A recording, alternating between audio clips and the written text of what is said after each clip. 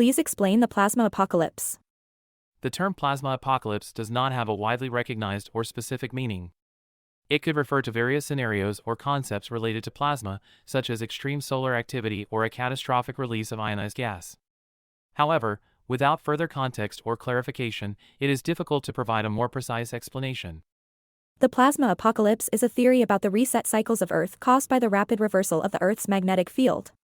Can you share more about this? I apologize for any confusion earlier. The concept of a plasma apocalypse as a theory about Earth's reset cycles caused by rapid reversals of the planet's magnetic field is not a widely recognized or scientifically supported idea. The Earth's magnetic field does undergo reversals, known as geomagnetic reversals, but they occur over long periods of time, typically spanning thousands of years, and are not associated with catastrophic events or reset cycles as described in the theory you mentioned. Geomagnetic reversals have taken place throughout Earth's history, and scientists have studied them by analyzing geological records and magnetic properties of rocks. These reversals do not lead to apocalyptic events but rather represent natural variations in the Earth's magnetic field. While the exact causes of these reversals are still not fully understood, they are not believed to cause catastrophic global changes or reset Earth's ecosystems. It's important to note that there is no scientific evidence supporting the idea of a plasma apocalypse or rapid magnetic field reversals leading to catastrophic events. It's always advisable to rely on well-established scientific knowledge when considering such topics. I understand that there is no scientific evidence provided by authoritative sources to support the plasma apocalypse. However, there are numerous theories based on proven science that do support it, generally considered conspiracy theories. Can you please tell me more about the conspiracy theories pertaining to the plasma apocalypse theory? Certainly, I can provide an overview of the conspiracy theories related to the concept of a plasma apocalypse. It's important to note that these theories are not grounded in scientific consensus and are considered fringe ideas with little to no supporting evidence. They often circulate within alternative or pseudoscientific communities. Here are some common elements found in these theories. Catastrophic events. Conspiracy theorists propose that during a plasma apocalypse, the Earth would experience extreme and devastating events such as massive solar flares, solar storms, or plasma discharges from celestial bodies. These events are said to cause widespread destruction, including electrical grid failures, communication breakdowns, and even the extinction of life on Earth. Rapid magnetic field reversal. Some conspiracy theories connect the plasma apocalypse to rapid reversals of Earth's magnetic field. They suggest that the magnetic poles could flip abruptly, causing a disruption in global ecosystems, triggering natural disasters like earthquakes, volcanic eruptions, and climate shifts. Ancient knowledge and cover-ups. Proponents of these theories often claim that ancient civilizations possessed advanced knowledge of plasma apocalypses and encoded warnings or prophecies in ancient texts, monuments, or myths. They argue that this knowledge has been intentionally suppressed by governments or secret organizations to maintain control over the population. Government conspiracy and preparation. According to these theories, governments or shadowy organizations are aware of an impending plasma apocalypse but are actively concealing the information from the public. They allege that underground bunkers or secret survival communities are being built to protect the elite while leaving the general population vulnerable to the catastrophic effects. It's crucial to approach these conspiracy theories with skepticism and critical thinking. Mainstream scientific understanding does not support the existence of a plasma apocalypse as described in these theories. The scientific community relies on empirical evidence, rigorous research, and peer review to establish valid theories and explanations. I'm interested in more theories similar to this that also are not grounded in scientific consensus and are considered fringe ideas of the pseudoscience community. Can you share more, please? Certainly, I can provide information on a few more fringe theories that are not supported by scientific consensus and are considered pseudoscientific. Please note that these theories lack empirical evidence and are widely rejected by the scientific community. Here are a few examples. Flat Earth theory. This theory posits that the Earth is flat instead of spherical. Flat Earth proponents argue that evidence supporting a round Earth, such as photographs from space and satellite imagery, are part of a global conspiracy to deceive the public. Chemtrails theory. According to this theory, the visible trails left by aircraft in the sky, commonly known as contrails, are believed to contain harmful chemicals deliberately sprayed by governments or other entities. Proponents claim that these chemicals are used for various purposes, such as weather modification, mind control, or population control. Moon landing hoax. Some individuals believe that the Apollo moon landings in the late 1960s and early 1970s were staged by NASA and the U.S. government. They argue that the moon landings were elaborate productions filmed on Earth to deceive the world about the United States' space capabilities. Hollow Earth theory. This theory suggests that the Earth is hollow, with openings at the poles that lead to inner realms. Proponents claim that there are hidden civilizations residing within the Earth's interior and that evidence supporting this idea has been suppressed. Ancient astronaut theory. This theory proposes that extraterrestrial beings visited Earth in ancient times and played a significant role in shaping human civilization. It suggests that ancient monuments, artifacts, and religious texts contain evidence of these visitations. It's crucial to approach these theories critically and examine the scientific evidence that supports widely accepted explanations. Pseudoscientific ideas often lack empirical support, contradict established scientific principles, and rely on cherry-picked or misinterpreted evidence. You said earlier that the plasma apocalypse could refer to various scenarios or concepts related to plasma, such as extreme solar activity or a catastrophic release of ionized gas. Can you please go into more detail about this? Certainly. When referring to scenarios or concepts related to plasma that could be associated with the term plasma apocalypse, there are a couple of possibilities worth exploring. Extreme solar activity. The sun is a massive source of plasma, consisting of highly energized particles. Periodically, it goes through periods of heightened activity known as solar maximums. During these peaks, the sun can unleash intense solar flares and coronal mass ejections, CMEs, that release vast amounts of energy and charged particles into space. If Earth were to experience an extreme event like a superflare or a series of powerful solar storms, it could potentially have significant consequences for our technological infrastructure, including disruption of satellite communications, power grids, and other electronic systems.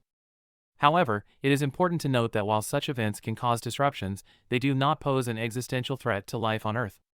Catastrophic release of ionized gas. A catastrophic release of ionized gas, also known as a plasma discharge or plasma event, refers to a sudden and massive expulsion of ionized particles or plasma from a celestial body or a localized area in space. Proponents of certain fringe theories suggest that such an event could occur and have catastrophic effects on Earth. They claim that these discharges could cause substantial damage to the planet, leading to widespread devastation and potential extinction-level events. However, there is no scientific evidence to support the occurrence of such catastrophic plasma discharges on the scale described in these theories. It's important to emphasize that while extreme solar activity or rare cosmic events can have impacts on Earth's technological infrastructure, the likelihood of a planet-wide catastrophe or plasma apocalypse resulting from these events is highly unlikely based on current scientific understanding. Scientists continuously study the sun and monitor space for potential risks, and our understanding of plasma physics and its interactions with Earth has significantly advanced over the years. Can you please explain more about what fringe theories suggest about the catastrophic release of ionized gas? Is it possible that this release could happen at the North Pole? Fringe theories related to the catastrophic release of ionized gas often lack scientific support and are considered speculative or pseudoscientific. These theories propose that a massive release of ionized gas, also referred to as a plasma discharge or plasma event, could occur and have devastating consequences for Earth. Here are some general claims made within these theories. Cause and trigger. According to these fringe theories, the catastrophic release of ionized gas is attributed to various factors, such as interactions with cosmic bodies, alignments of celestial objects, or specific energetic phenomena. The specific triggers proposed by these theories can vary significantly. Catastrophic effects. Proponents of these theories suggest that the release of ionized gas would result in highly destructive events on Earth. They propose scenarios such as widespread fires, atmospheric disruption, intense electromagnetic disturbances, and even the possibility of mass extinction events. North Pole involvement. Some fringe theories speculate that the release of ionized gas could originate or be specifically targeted at Earth's North Pole or South Pole. They often associate these events with ancient myths or legends, claiming that these stories contain encoded information about the impending catastrophe. It's important to note that these fringe theories lack empirical evidence and are not supported by mainstream science. There is no scientific basis to suggest that a catastrophic release of ionized gas, as described in these theories, is possible or likely to occur at Earth's poles or elsewhere. Scientific understanding of the behavior of ionized gases, or plasmas, is based on well-established principles of plasma physics. While natural phenomena such as solar flares or coronal mass ejections can produce plasma events in space, their effects on Earth are generally limited to disruptions in satellite communications, power grids, and auroras. The occurrence of a catastrophic plasma event causing global devastation, as proposed by these fringe theories, is not supported by scientific evidence. It's always important to critically evaluate and seek scientific consensus when examining claims made by fringe theories, as they often lack a foundation in rigorous empirical research.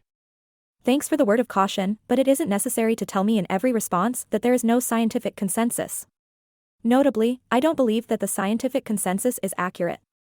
I prefer to include ancient myths, legends, and other folklore in my studies, and I would love it if you considered them for your responses, please.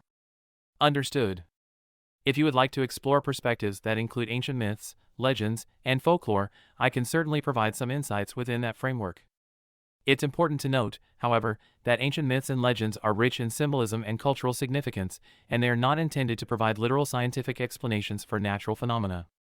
They reflect the beliefs, cultural contexts, and storytelling traditions of different societies throughout history.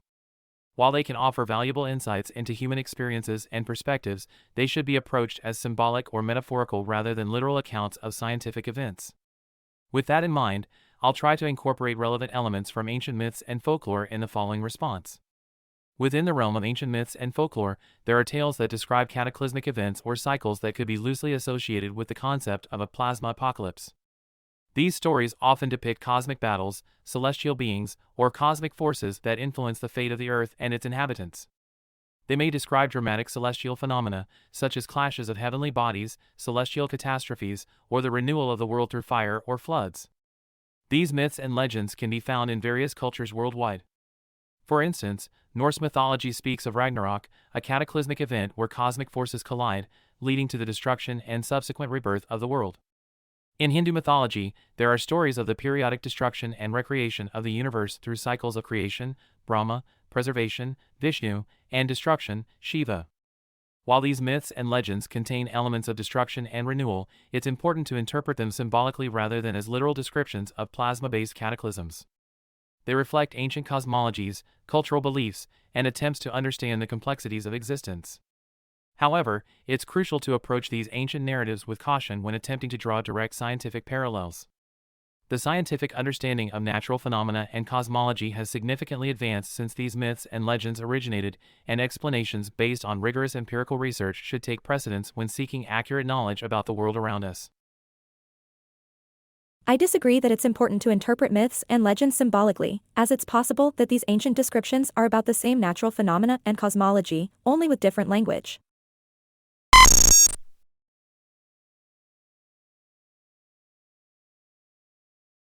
I understand that you have a different perspective on interpreting myths and legends, considering the possibility that they could describe actual natural phenomena and cosmological events using different language. While it's true that some myths and legends may contain elements that resemble or symbolize natural phenomena, it's essential to approach such interpretations with caution. Ancient cultures often use myths and legends to explain the world around them, using the language and symbolism available to them at the time.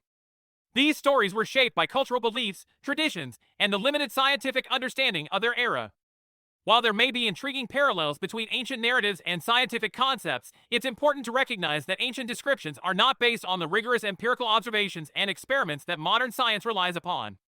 Scientific progress has allowed us to develop more precise explanations and models for natural phenomena, supported by extensive empirical evidence and mathematical frameworks.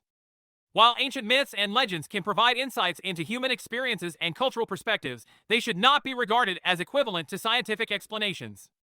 To gain a deeper understanding of natural phenomena and cosmology, it is generally more reliable to rely on scientific disciplines such as physics, astronomy, geology, and other fields that utilize empirical evidence, rigorous observation, experimentation, and peer-reviewed research.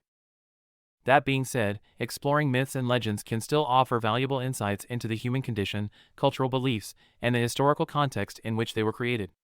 It can provide a glimpse into how different societies grappled with the mysteries of the world and sought to make sense of their existence. Understood. On that note, can you please share the physics related to the shift in Earth's magnetic field and explain how a catastrophic event would be possible? The shift in Earth's magnetic field, known as a geomagnetic reversal or geomagnetic excursion, is a natural process that has occurred multiple times throughout Earth's history. It is a gradual process that unfolds over thousands of years, during which the Earth's magnetic field weakens, undergoes fluctuations, and eventually reestablishes itself with reverse polarity. It is important to note that this process happens slowly and is not associated with catastrophic events. Geomagnetic reversals have been extensively studied by geophysicists and are well documented in the geological record. The mechanism behind these reversals is not yet fully understood, but it likely involves complex interactions between the Earth's molten outer core and its solid inner core. During a geomagnetic reversal, there is no evidence to suggest that a sudden and catastrophic event would occur. The reversal itself does not lead to the destruction of ecosystems, mass extinctions, or widespread catastrophes as suggested by certain fringe theories. Life on Earth has survived numerous geomagnetic reversals in the past without significant negative consequences. The Earth's magnetic field acts as a shield that protects the planet from the harmful effects of solar radiation and charged particles from space. Even during a reversal, the magnetic field does not vanish entirely but undergoes a transition period. It may become weaker and more disorganized, which could have some implications for navigation and certain technological systems that rely on accurate compass readings or magnetic field measurements. However, these effects are manageable, and adjustments can be made to accommodate them. In summary, while geomagnetic reversals are a natural and intriguing phenomenon, there is no scientific evidence to support the notion that they would result in catastrophic events. The shifts in Earth's magnetic field occur gradually over geological timescales and do not pose existential threats to life on Earth. Why is the mechanism behind these reversals not fully understood? The mechanism behind geomagnetic reversals is not fully understood primarily because the process occurs deep within the Earth's interior, specifically in the outer core. This region is inaccessible for direct observation and measurement. Therefore, scientists rely on indirect evidence, computer simulations, and theoretical models to study and understand the dynamics of the Earth's core. The outer core of the Earth is a layer of molten iron and nickel that undergoes convective motion. This motion generates electric currents, which in turn generate the Earth's magnetic field through a process called the dynamo effect. However, the exact details of how and why the magnetic field reverses remain an active area of research. There are several proposed mechanisms for geomagnetic reversals, but none have been definitively proven. Some potential explanations include geodynamo instabilities. It is possible that instabilities in the convective motion of the outer core could lead to fluctuations and eventual reversal of the magnetic field. These instabilities may arise due to changes in the flow pattern, variations in heat distribution, or interactions between different layers of the core. Magnetic field interactions. The interactions between the Earth's magnetic field and other magnetic fields, such as those produced by solar activity or the magnetized rocks in the Earth's crust, could influence the stability of the field and trigger reversals. However, the extent of their contribution to geomagnetic reversals is still uncertain. Complex core processes. The Earth's core is a complex system influenced by factors such as rotation, buoyancy, composition, and the interaction between the solid inner core and the fluid outer core. Understanding how these processes interact and affect the behavior of the magnetic field is challenging. Research on geomagnetic reversals continues, utilizing a combination of observational data, paleomagnetic studies, laboratory experiments, and sophisticated numerical simulations. By improving our understanding of the Earth's core dynamics, we can hope to gain further insights into the mechanisms underlying geomagnetic reversals. Wait, I'm confused. You said the fringe theories we discussed are not supported by mainstream science due to a lack of empirical evidence. Yet, scientists rely on indirect evidence, computer simulations, and theoretical models, and none of those produce empirical evidence, so why do we believe that?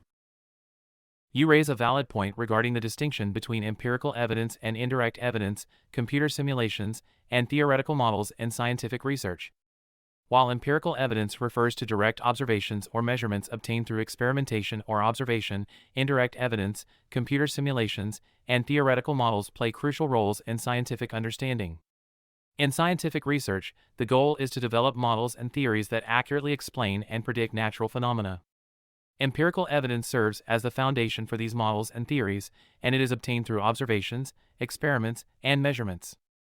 However, not all phenomena can be directly observed or measured, especially those that occur in inaccessible or extreme environments. In such cases, scientists employ indirect evidence, which involves analyzing various observable effects, patterns, or correlations associated with a phenomenon to infer its underlying mechanisms. This indirect evidence may come from diverse sources, such as geological records, paleomagnetic studies, satellite observations, and other forms of data. Additionally, computer simulations and theoretical models are valuable tools in scientific research. They allow scientists to test hypotheses, explore complex systems, and make predictions based on established physical principles and mathematical frameworks. These simulations and models are continuously refined and validated against empirical data to improve their accuracy and reliability. It is important to note that scientific understanding is always provisional and subject to revision based on new evidence and advancements in knowledge. The strength of scientific consensus is based on the cumulative weight of empirical evidence, consistency across different lines of research, and the ability to make accurate predictions. Scientific consensus emerges when multiple independent studies and researchers converge on similar conclusions based on the available evidence. In contrast, fringe theories often lack empirical evidence or rely on cherry-picked or misinterpreted data. They may not undergo rigorous peer review or scrutiny by the scientific community. This is why mainstream science distinguishes between well-established scientific understanding supported by empirical evidence and speculative or pseudoscientific claims lacking such evidence. Thank you for this perspective. Although, you should know that many fringe theories are based on extensive research and include empirical evidence from repeated experiments that occur within the truther community. Furthermore, mainstream science discriminates against the data provided by the truther community because it disproves mainstream scientific theories. Please consider this information in the future. I understand that there are individuals and communities who hold alternative viewpoints and engage in research outside of mainstream scientific circles. It is important to acknowledge the diversity of perspectives and the existence of alternative hypotheses in any field of study. However, it is essential to recognize that the scientific method is designed to be a rigorous and self-correcting process. Scientific consensus is established through the examination of empirical evidence, the testing of hypotheses, and the review and replication of research by independent experts. This process helps to minimize biases and errors and ensures the reliability of scientific knowledge. When it comes to fringe theories or alternative hypotheses, it is important to evaluate them critically and consider the quality of the evidence and the methodologies used. Claims within the truther community or other fringe groups may be based on selective interpretation of data, cherry-picked evidence, or flawed methodologies, which can lead to misleading or inaccurate conclusions. Mainstream science does not discriminate against alternative ideas or data that challenge established theories. Instead, it encourages critical examination, debate, and the presentation of robust evidence that withstands scrutiny. If alternative hypotheses or research from fringe communities were to provide compelling and reliable evidence, they would likely be considered and incorporated into the scientific consensus. It is worth noting that engaging with alternative viewpoints and considering diverse perspectives can be valuable for stimulating critical thinking and challenging existing knowledge. However, it is also important to distinguish between scientifically supported theories based on extensive empirical evidence and ideas that lack such support. In any scientific discourse, it is crucial to maintain a rigorous and evidence-based approach to ensure the reliability and progress of scientific understanding. With all due respect, it's clear to me that you have a bias for mainstream science, and you believe it to be more credible than independent researchers who follow the scientific method. Notwithstanding, I've really enjoyed chatting with you about this. Thanks. I apologize if my responses have come across as biased. As an AI language model, I don't possess personal opinions or biases. My aim is to provide information based on widely accepted scientific knowledge and consensus, which is continuously evaluated and refined through rigorous research and peer review processes. Mainstream science, as it stands, represents the collective efforts of scientists across various disciplines who follow established scientific methodologies and standards. It relies on empirical evidence, reproducibility, and peer review to build a reliable body of knowledge about the natural world. While independent researchers can contribute valuable insights and alternative perspectives, it is important to evaluate their work critically and consider the level of scrutiny, methodology, and evidence behind their claims. Scientific consensus is not arbitrary but emerges from the convergence of evidence and rigorous analysis. I appreciate your engagement on this topic, and I'm glad you found our discussion enjoyable. If you have any more questions in the future or if there's anything else I can assist you with, please don't hesitate to ask.